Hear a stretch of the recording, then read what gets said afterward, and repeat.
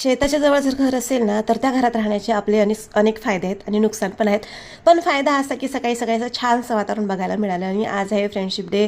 तर सगळ्यांना फ्रेंडशिप डेच्या हार्दिक शुभेच्छा. आणि ह्या बघा आमच्या मॅडम, त्यांनी ह्या गाडीचा अगोदरच इंजिनियरपणा करून तर सगळे पार्ट वगैरे काढून टाकले होते. पण आता त्यांना ह्याच गाडीसोबत खेळायचं असतं, कारण की म्हणजे आता मुलांचा आपल्याला मूड माहीत नसतो ना की कसा असेल कसं नाही.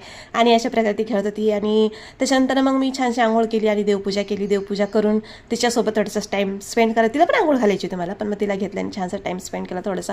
आता इथे मला स्वयंपाक करायचा होता, मी ओटा वगैरे छान पुसून घेतला, पण तिला माझ्याजवळच बसायचं होतं. मग मी तिला कट्ट्यावर बसवलं आणि व्हिडिओ काढला. तर फ्रेंडशिप डे आहे म्हणून मग तिच्या मैत्रिणी आलं तिला फ्रेंडशिप बँड बांधायला. पण तिला ना असं का बांधतात म्हणून असं कळत नव्हतं की कामाला बांधतात. आणि अशा प्रकारे आम्ही छानसं फोटो वगैरे काढले आणि मला पण त्यांनी फ्रेंडशिप बँड बांधलं. त्याच्यानंतर मग आम्ही गेलो बाहेर, खूप दिवसानंतर बाहेर गेलो आणि आज आम्ही खाणार होतो पिझ्झा. तर खूप दिवसानंतर बाहेर गेलो होतो कारण आज पाऊस कमी होता. आणि बघा मी अशा प्रकारे तिची तयारी केली होती.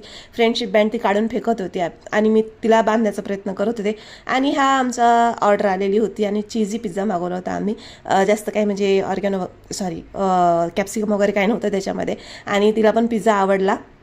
पहिल्यांदा पिझ्झा खाल्ला तिने बाहेर जाऊन. शक्यतो आम्ही तिला बाहेरचं देत नाही, पण कधीतरी असं खातो. त्याच्यानंतर मग तिला पाणीपुरी खायची होती, पण पाणीपुरीच्या पेक्षा तिला नाही पिवळी शेव खाण्यामध्ये जास्त आनंद आहे. तर ते मी तिला खायला दिलं होतं. आणि घरात पण जेव्हा कधी आम्ही म्हणजे असं काही पिवळी शेव वगैरे आणतो तेच तिला खायचं असतं. आणि पाणीपुरी ना आम्ही म्हणजे पाणी पार्सल आणलं होतं आणि पुरीचं एक पॅकेट आणलं होतं. तर असं होतं आमचा कालचा रविवार. तर भेटूया उद्याच्या ब्लॉगमध्ये. बाय.